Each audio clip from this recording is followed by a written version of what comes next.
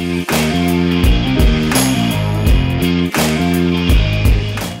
And welcome back once again Shiraz Khan show में आप सभी लोगों का एक बार फिर स्वागत है। आज जिस शख्सियत से मैं आपको मिलाने वाला हूं उनको किसी भी तारुफ की जरूरत नहीं है। आपने उनको कई बार न्यूज चैनल पे डिबेट करते हुए देखा होगा। वो एक मीडिया पर्सनैलिटी भी हैं और सोशल एक्टिविस्ट भी हैं। तो आइए आपको मिलाता हूँ अंबर जैदी से। अंबर जैदी जी, आपका बहुत बहुत स्वागत है हमारे शो में। Thank you. और क्योंकि आपको हमेशा लोगों ने न्यूज चैनल पर डिबेट करते हुए देखा है, तो हम चाहते हैं कि जितने भी हमारे व्यूअर्स हैं वो आपकी पर्सनल लाइफ के बारे में जाने। आपने कहाँ स्कूलिंग स्टार्ट की, कहाँ से अपनी लाइफ की जर्नी स्टार्ट की, उसके बाद हम प्रोफेशनल के बारे में बात करेंगे। जी देखिए, मैं यूपी के अमरोहा से आती हूँ और अमरोहा में मेरी पैदाइश हुई है और बेसिक एजुकेशन स्टार्टिंग में मैंने अमरोहा से पढ़ाई की। उसके बाद हम लोग दिल्ली आए, दिल्ली में फर्दर स्कूलिंग की। उसके बाद कॉलेज मैंने ग्रेजुएशन DU से किया, उसके बाद मास कम्युनिकेशन किया। और अगर हम बात करें सोशल एक्टिविज़म की या सोशल सर्विसेज जो हम लोग करते हैं, वो कहीं ना कहीं वो सारी चीज़ें मैंने बचपन से देखी थी, क्योंकि मेरी फैमिली में मेरे पापा या फिर मैं अपनी फूफी की बात करूँ या और भी बहुत सारे लोग सोशल सर्विसेज में रहे थे। तो ये सारी चीज़ें मैंने बचपन से अपने आसपास देखी थी।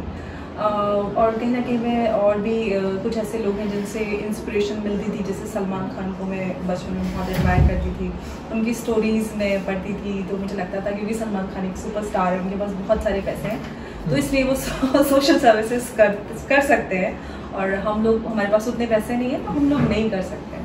तो एक बार आई थिंक कोई सुनामी या फिर कोई तो इशू था जिस पर स्कूल में टीचर ने बोला कि सब बच्चों को आस पड़ोस से पैसे कंट्रीब्यूट करके लेके आने एक बॉक्स दिया था।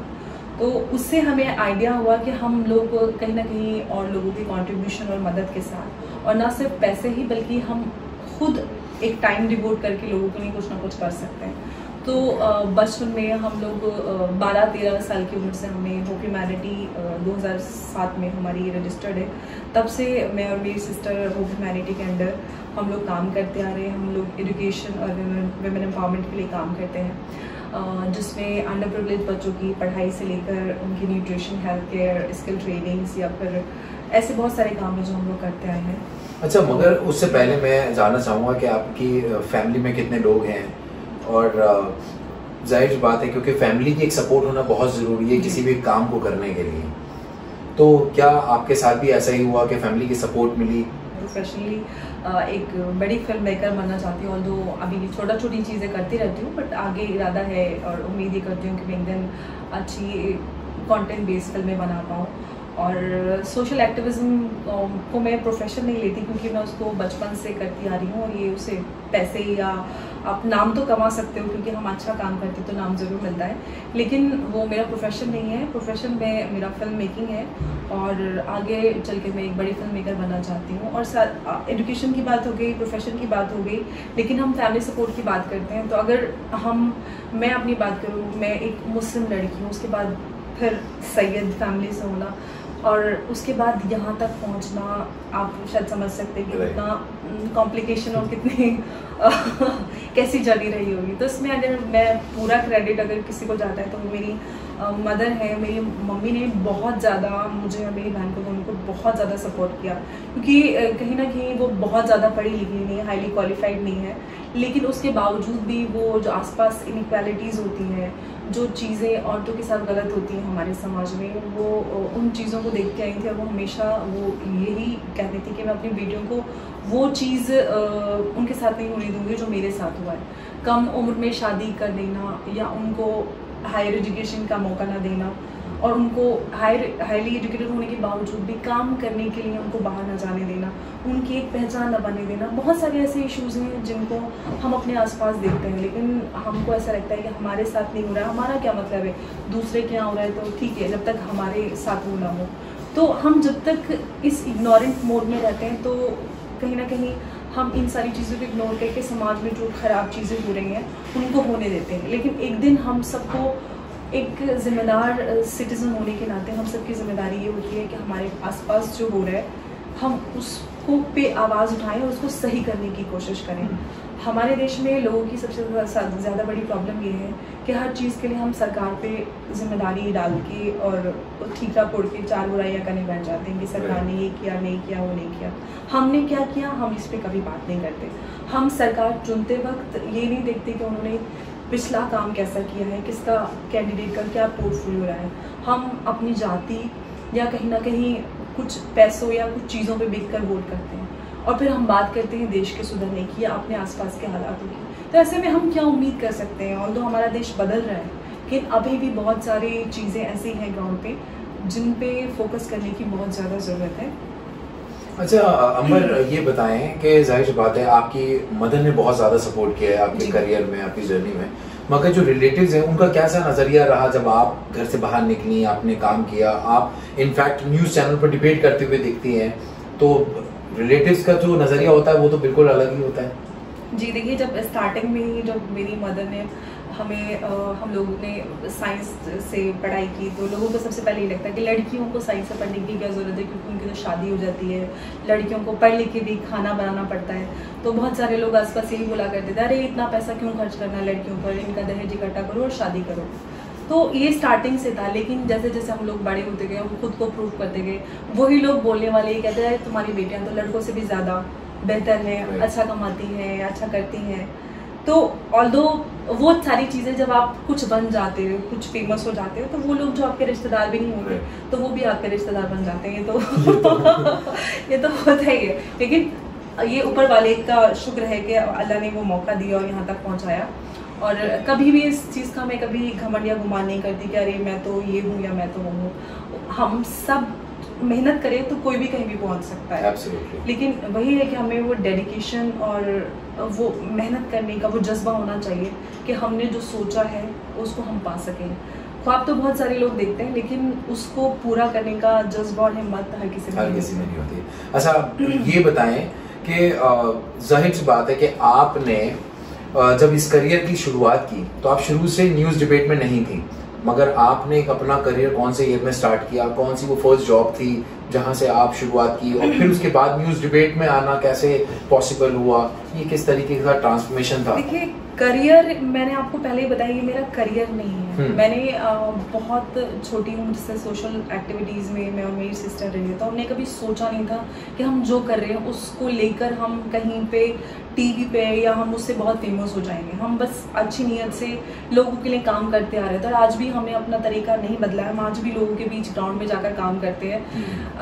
लोगों को लगता है कि अगर आप टीवी पे आते हो तो आप लोगों के बीच में, जो ग्राउंड में कम्युनिटी में लोग होते हैं उनके बीच नहीं जाते। मैं आज भी और मेरी सिस्टर, हम लोग आज भी लोगों के बीच में वैसे ही काम करते हैं जो आज से हम 12-14 साल पहले करते थे। मतलब ऐसा पहली बार कब हुआ था कि जब न्यूज़ चैनल वालों ने आपको अप्रोच किया कि आप पहली डिबेट में हमारे साथ पार्टिसिपेट कीजिए, वो कौन सी थी? पहली डिबेट तो वैसे तो मैं टीवी पर उससे पहले बहुत बार आई हूँ, छोटे छोटे उसके लिए, लेकिन पहली बार एक्टिवली 2013 में 2013-14 में मेरा ये एक्टिवली स्टार्ट हुआ था, जब वो सोशल इश्यूज़ पे, क्योंकि मैं ट्रिपल तलाक पे, इन सारी चीज़ों पे मैं लिखती थी कि मास कम्युनिकेशन कर रही थी, तो मैं इन सारी चीज़ों पे लिखती थी और उस पर बात करती। तो उस पर जब डिबेट स्टार्ट हुई तो वहीं से ही सारा स्टार्ट हुआ था।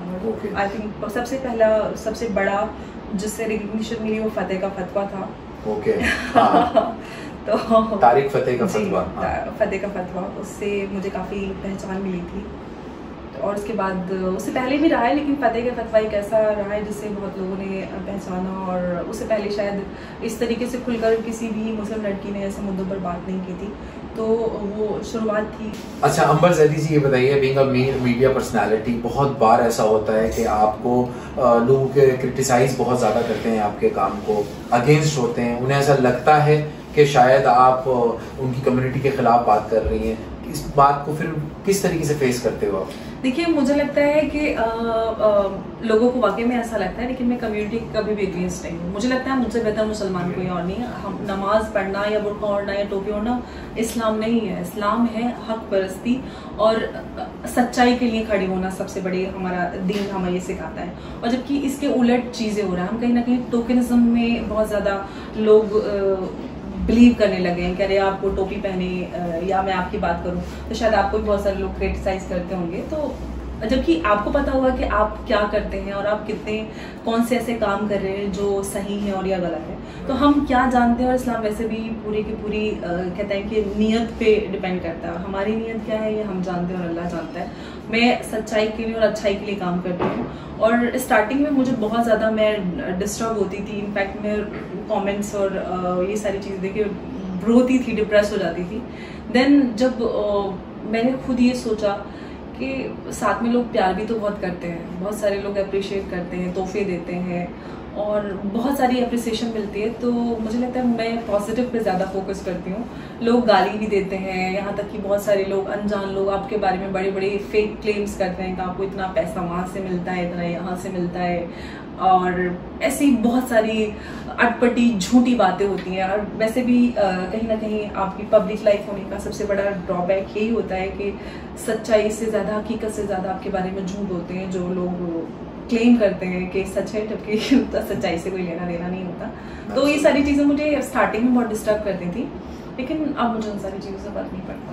But like being a girl और इतना बड़ा स्टेप लेना, और आप जब बाहर आते हो, काम भी करते हो, तो आपको डर नहीं लगता कि जब ऐसे लोग हैं जो आपके खिलाफ भी बहुत ज्यादा लोग हैं, आपके बारे में उल्टा सीधा बोलते हैं, कहीं आप कहीं बाहर जा रहे हो, कहीं आपके साथ कुछ ऊंच नीच ना हो जाए, इस बात का डर नहीं होता आपको? नहीं, मुझे स्टार्टिंग में डर लगता था। इनफैक्ट मेरी मम्मी, कितनी बार ऐसा होता था सोशल मीडिया पे, ट्विटर पे मुझे बहुत धमकियाँ आती थी कि एक दिन में लोग कई हज़ार लोग धमकियाँ देते थे। मेरी मम्मी और मेरे घर वाले बहुत डरते थे, घर से बाहर नहीं निकलने देते थे। लेकिन मुझे कभी मौत से या इन सारी चीज़ों से बिल्कुल डर नहीं लगता। हालांकि मैं बहुत ज़्यादा डरने वाली लड़की थी कि मैं छोटी छोटी चीज़ों से, यहाँ तक कि मैं रात में टॉयलेट अकेले नहीं जाती थी, मैं अपने पापा को जगा के टॉयलेट जाया करती थी, पापा उठ जाइए मुझे टॉयलेट जाना है। तो जब हम हक पे चलते हैं तो हिम्मत खुद ब खुद आ जाती है, हमारी नीयत साफ होती है और हम कुछ हासिल करना चाहते हैं तो हमें खुद में बदलाव लाने पड़ते हैं। और जो नेगेटिविटी, जो डर हमारे अंदर पैदा हो रहे होते हैं, हमें उसको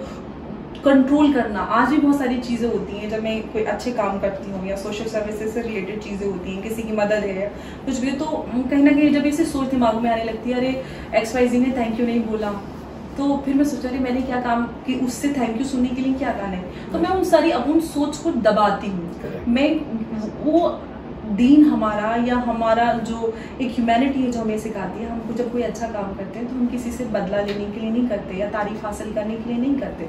वो ऊपर वाला, अगर आपकी नीयत अच्छी है, आप अच्छा काम कर रहे हैं, तो आपको नाम या फिर तारीफ वो खुद ब खुद मिलती है, और बदला ऊपर वाला अल्लाह देता है। एब्सोल्युटली। अच्छा, अंबर ज़ैदी, क्योंकि आपका बहुत बड़ा इंट्रोडक्शन है, सोशल एक्टिविस्ट हैं आप, मीडिया पर्सनालिटी हैं, और आप मास कम्युनिकेशन से पास आउट हैं, तो मतलब आपका इंट्रोडक्शन एग्जैक्टली है क्या? आप क्या बनना चाहती हैं और अभी आप कहाँ पर हैं? हम क्या समझें कि अंबर ज़ैदी कौन है? देखिए, मैंने आपको वही बताया, मैं सोशल एक्टिविज्म में, सोशल सर्विसेज में मैं बचपन से हूँ। मैंने अपने आसपास बड़े होकर, जब जब चीज़ें समझ में भी नहीं आती थी, तब HIV AIDS प्रोजेक्ट्स पे काम होते थे। मेरी आंटी और बहुत सारे लोग घर में HIV AIDS प्रोजेक्ट्स पे काम होते थे, अवेयरनेस प्रोग्राम्स होते थे, तो मुझे ये सारी चीज़ें समझ में भी नहीं आती, तब मैं इन सारी चीज़ों में कहीं ना कहीं इन सारी चीज़ों को देखती थी। विमेन रिलेटेड इश्यूज़ पे काम होते थे, स्किल ट्रेनिंग है या उनको सपोर्ट करना है, एजुकेशन रिलेटेड, तो ये सारी चीज़ें बचपन से अपने आसपास होती देखी थी। तो ये खुद ब खुद मैं इन सारी चीज़ों में इन्वॉल्व हो गई। ये मेरा करियर नहीं है, लेकिन ये मेरी जिम्मेदारी है। मैं समझती हूँ ये मुझे सबसे अच्छा लगता है, बहुत अजीज़ है, मेरे दिल के करीब है, और तो बच्चों के लिए, समाज के लिए काम करना। और ऐसा नहीं कि कोई एक पर्टिकुलर एजुकेशन और वुमेन एम्पावरमेंट एक ऐसे इश्यूज़ हैं जो मेरे दिल के बहुत करीब हैं, लेकिन कोई भी इशू हो जो मुझे लगता है हमारे देश में या समाज के बदलाव के लिए जो हम लोग कर सकते हैं, मैं ही नहीं बल्कि हमारे देश में, मुझे लगता है हर किसी को देश के प्रति जिम्मेदारी को समझना चाहिए, और एक जिम्मेदार नागरिक होने के नाते हम सबको आगे आना चाहिए। हम थोड़ा थोड़ा भी कंट्रीब्यूट करेंगे तो हमारा देश बिल्कुल बदलेगा। तो इसी नियत से और उस जिम्मेदारी के लिए मैं काम करती हूँ। ये मेरा प्रोफेशन नहीं है। मैंने आपको पहले भी बोला कि मैं अच्छी फिल्में बनाना चाहती हूँ। अब ये होगा या नहीं होगा ये तो अल्लाह जानता है, लेकिन मेरी कोशिश है कि मैं अच्छी फिल्में बनाऊँ आगे चलकर।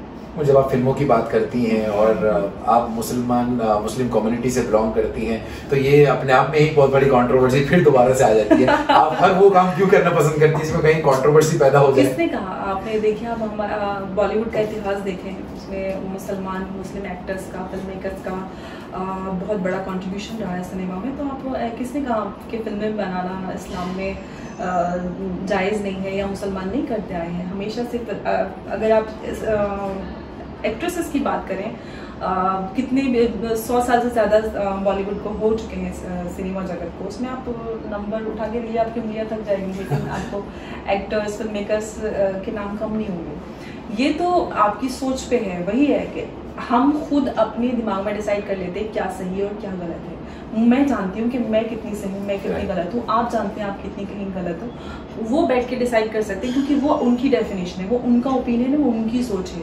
अल्लाह जानता है कौन कैसा है और कौन क्या कर रहा है। अल्लाह तो कहते हैं पलक नमाज है। वो एक जिनाकार को एक छोटे से उसके काम के लिए, छोटी सी नेकी के लिए उसके सारे गुनाह माफ कर सकता है।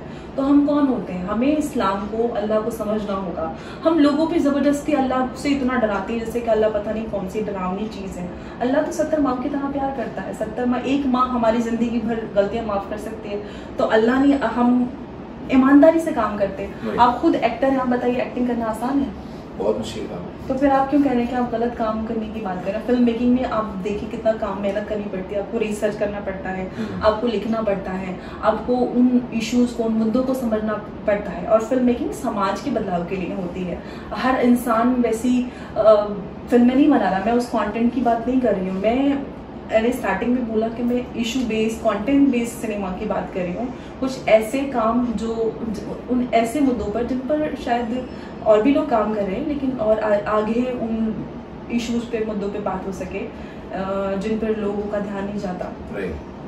एक कंट्रोवर्सी आपकी बहुत ज्यादा हाईलाइट हुई थी जो जब ट्रिपल तलाक के बारे में आपने बात की थी, क्योंकि जाहिर सी बात है बहुत कम्युनिटी के लोग और लेडीज ऐसी थी जो इसके फेवर में नहीं थी और आज भी नहीं है, मगर आप उसके फेवर में थी और इसकी वजह से लोगों ने आपको बहुत खिलाफ भी हुए, बहुत गलत भी बोला। तो उसके बारे में आप क्या कहना चाहोगे? देखिए, हमारे कम्युनिटी की सबसे बड़ी प्रॉब्लम ये है कि स्पून फीडिंग की जाती है औरतों को, खासकर यहाँ तक कि हर किसी को। हमारे बीच में अल्लाह की किताब है कुरान, जो सबके लिए मौजूद है, सब लोग समझ सकते हैं, पढ़ सकते हैं, लेकिन कोई भी पढ़ते तो बहुत रट्टे लगाते हैं, साल में पता नहीं कितनी बार, रमज़ान में कई बार लगा लेते हैं, लेकिन आज तक किसी ने समझा नहीं है। हम समझते उसको सिर्फ और सिर्फ एक जो दीनी हमारे स्कॉलर्स होते हैं उनके ओपिनियन से समझते हैं, जबकि अल्लाह ने खुद कहा है कि आप उसको पढ़िए, समझिए, आपकी अक्ल उसको तस्लीम करती है तो आप उसको लीजिए, वरना आप उस पर बात कीजिए। इस्लाम कोई भी चीज़ को थोपता नहीं है, लेकिन हमने एक उसको लकीर के फकीर की तरह दूसरों के ओपिनियन को, एक पॉलिटिकल वर्जन ऑफ जो इस्लाम है, इस्लाम को एक पॉलिटिकल पार्टी या एक ऐसा प्रोपेगेंडा बना दिया जिससे वर्ल्ड ओवर लोग डरते हैं। और ये सच्चाई है, और इसकी वजह यही है कि हम लोग खुलकर उन सारे मुद्दों पर बात नहीं करते, ना ही उनको समझने की कोशिश करते हैं कि गलत कहाँ हो रहा है। जब मैं ट्रिपल तलाक पे काम करती थी तो मैं एक इवेंट पे थी जहाँ पर मुझे एक टॉक डिलीवर करने के लिए जाना था, और उसके बाद जब मेरी टॉक खत्म हो गई तो जब क्वेश्चन आंसर का सेशन शुरू हुआ तो एक औरत, एक बिल्कुल यंग औरत थी, अर्ली 30s भी होंगी, तो उन्होंने मुझसे सवाल किया कि अल्लाह ने जो 4 शादियों पे मैंने बात की थी, पॉलीगैमी पे, तो उन्होंने कहा कि 4 शादियां तो अल्लाह ने इसलिए जायज़ रखी क्योंकि मर्द को सेक्सुअल अर्ज होती है, लिहाजा वो ज़िना करे, उससे तो बेहतर है 4 शादियां करें। तो मैंने उनको ये जवाब दिया कि सेक्सुअल अर्ज तो औरतों में भी हो सकती है, अल्लाह तो सबके लिए, वो तो हक करने वाला है। तो आपके हिसाब से मतलब अल्लाह तो ना यहाँ पर हक परस्ती पे नहीं है, अगर वो एक के बारे में सोच रहा है और मर्दों के बारे में सोच रहा है, औरतों के बारे में नहीं सोच रहा है। जब औरतों के मुंह से आपको ऐसा कुछ सुनने के लिए मिले तो आप सोचिए कि कितना कुछ गलत हो रहा है। इस्लाम में 4 शादियां जायज़ बिल्कुल भी नहीं है। क्या कभी किसी ने सोचा कि क्यों जायज़ नहीं है? टर्म्स एंड कंडीशन किसी ने सोचे? अगर टर्म्स एंड कंडीशन जो है 4 शादियों की, वो किसी भी इंसान की बस की बात नहीं है उन टर्म्स एंड कंडीशन पे खरे उतरना, लिहाजा 4 शादियां जायज़ नहीं है। मैं ये आज भी बोल रही हूँ और मैं किसी भी मंच पे बोल सकती हूँ, इस्लाम में 4 शादियां जायज़ नहीं है। जिन टर्म्स एंड कंडीशन पे इस्लाम 4 शादियों की इजाज़त देता है, उस लेवल का हक एक आम इंसान नहीं कर सकता जो 4 शादियों के लिए है। और आज के ज़माने में हम 4 शादियों की बात करें जहाँ पर एक बीवी रखना एक अच्छे इंसान जो अच्छा कमाता है उसके लिए आसान नहीं है, तो आप 4 शादियों की बात करते हैं। हम ट्रिपल तलाक पे जब मैं काम करती थी, जो भी जितने भी विक्टिम्स थी, सबका ये होता था, जो अनपढ़ बेचारी गांव में रहने वाली, छोटे बड़े शहरों में छोटे एरिया में स्लम्स में रहती थी, उनकी सबकी ये शिकायत थी, दूसरी लड़की से चक्कर है, गांव में शादी है, शहर में बीवी है, शहर में शादी है, गांव में बीवी है। पता नहीं कैसे कैसी चीज़ें हो रही हैं, लेकिन हम होने देते हैं क्योंकि हो रहा है। घर की बात बाहर ना जाए। हम जब अपने घर की बात, जो हमारे घर में गलत हो रहा है, उस पर हम खुद बात नहीं करेंगे, ठीक नहीं करेंगे, तो बाहर पड़ोसी वाले हमारे घर में आएंगे और बोलेंगे कि आपके घर में ये गलत हो रहा है। Absolutely. वो मदद के लिए आएंगे, फिर हमें बहुत बुरा लगता है कि हम पड़ोसी बात कर रहे हैं। तो बहुत ज़रूरी है कि जो हमारे आसपास चीज़ें गलत हो रही हैं, चाहे अब आजकल लव जिहाद पे बहुत ज़्यादा हो रहा है। हमारे इस्लाम में तो नॉन बिलीवर से शादी जायज़ नहीं है, तो फिर आपको क्यों करनी है दूसरे इंसान, ऐसे इंसान के साथ शादी जहाँ पर जायज़ नहीं है? तो आपको पता है चीज़ें, रिजल्ट क्या निकलता है, तो आप क्यों वो सारी चीज़ें कर रहे हो? लेकिन कहीं ना कहीं बहुत सारी चीज़ें हैं। पोलिटिकलाइजेशन जो ऑफ इस्लाम होता है, उसकी वजह से इस्लाम की बहुत ज़्यादा इमेज वर्ल्ड ओवर ख़राब हुई है। आप यंग जनरेशन को क्या मैसेज देना चाहेंगे? मैं अगर यंग जनरेशन की बात करूँ तो मैं सिर्फ और सिर्फ यही बोलूँगी कि आप सबसे पहले एक अपना कैरेक्टर, अपनी पर्सनालिटी डेवलप कीजिए। हम लोग बहुत ज़्यादा आजकल इतने फैशन और पता नहीं क्या फेक चीज़ों के पीछे भागते हैं। फेक चीज़ों के पीछे मत भागिए, आप अपनी पहचान बनाइए, स्टे ग्राउंडेड, जो हम हैं असली, हम उस पे रहें, अच्छे इंसान बने, अपनी पहचान बनाएं, अपने देश के लिए कुछ करें, अपनी कम्युनिटी के लिए कुछ करें, छोटा छोटा कुछ कीजिए, अपने आसपास के लोगों के लिए बेहतर इंसान बनिए, अपने लिए कुछ कीजिए और बेहतर जिंदगी जीजिए। और अगर वैसे भी अगर कहीं परेशानी हो तो आप अंबर जैदी से मिल सकते हैं। Always. Okay, let's play with the rapid fire question answer round with Amber Zedi. If you get a chance to talk to PM, what would you talk about? I will talk about the women's security issues and other issues women are facing and children are facing. I will talk about educational policies in our country to upgrade that or to make it easier for people to avail in our rural part of the country as well as in the urban cities, because education is way costlier in urban part of India also. So education and women empowerment and security, safety and security. Yes. One craziest thing you have done in your life? Craziest thing? I have never done any craziest thing in life. I've been a very good child and a very good girl. Still I am. I don't do anything crazy. Which color of wardrobe you have? Black. 90% black. One thing that you have not shared with anyone? There's nothing like that. I've been very simple and straightforward all my life. Tell me your embarrassing moment. No, never been any embarrassing moment. Your favorite pastime? Favorite pastime, I think reading books, cooking. Your nickname? Nickname Salmi. Sarvi? Salmi. Salmi? Yes. Salman Khan की वजह से? Yes. Okay, Salmi. Maybe. I don't know, but my mother named me that. Okay. Tell me your best childhood memory. Best childhood memories. I have plenty of childhood memories because we used to go to our hometown Amroha and we used to go to आम के बाग, खेत and then तालाब में तैरना। Although मैं बहुत छोटी थी, मैं तैर नहीं पाती थी, मैं पानी में ऐसे करती थी। So all that memories. Alright. Describe yourself in one word. Honest, straightforward. If you are not a social activist or media personality, what would you be? Maybe a fashion designer or a chef. Okay. Your greatest achievement? I think there are many yet to be. I don't consider whatever I have achieved that is great, but yes, the journey is. Okay. If you could secretly seek into one person's life, who would be? Maybe Narendra Modi. If you go for an adventure trip, with whom you take along and why? With whom? I think there are friends and my brother and cousins. So I'll take my brother and my cousins are my friends, and I've been grown up with them. So I think my brothers. Okay. Love marriage or arranged marriage? Why? I think one need to understand the person before getting married. So I think love then arrange. Okay. Which celebrity annoy you the most? I think Rakhi Sawant. No, KRK the most. Rakhi Sawant is adorable in comparison to KRK, but KRK is Okay. big time. What makes you angry? I think lie. What age you want to retire? Never. What compliment does people give you the most? There are many, but you are brave. Okay. Tell me one gadget you can't live without. My phone or laptop. What you have done that you are most proud of? I think working for our country, for children, and I think for women, I have been proud of my social activities I have done so far. That is the proudest thing I have ever done. And last but not the least, हमारे show के बारे में क्या कहना चाहेंगे? Show के बारे में बहुत अच्छा लगा आपके साथ बात करके. यूजुअली हम लोग ऐसे कैजुअल टॉक्स करते रहे, तो it was a good change, और I wish you all the best for your future endeavours. Yes, thank you. And thank you so much Ambar Zaidi. और अगर आपको अंबर जैदी की ये स्टोरी पसंद आई होगी और रियली इंस्पायर की है, तो मैं आप सभी लोगों से रिक्वेस्ट करूंगा, प्लीज हमारी इस वीडियो को लाइक एंड शेयर करना मत भूलिएगा. और अगर हमारे चैनल में पहली बार आए तो प्लीज सब्सक्राइब करना मत भूलिएगा.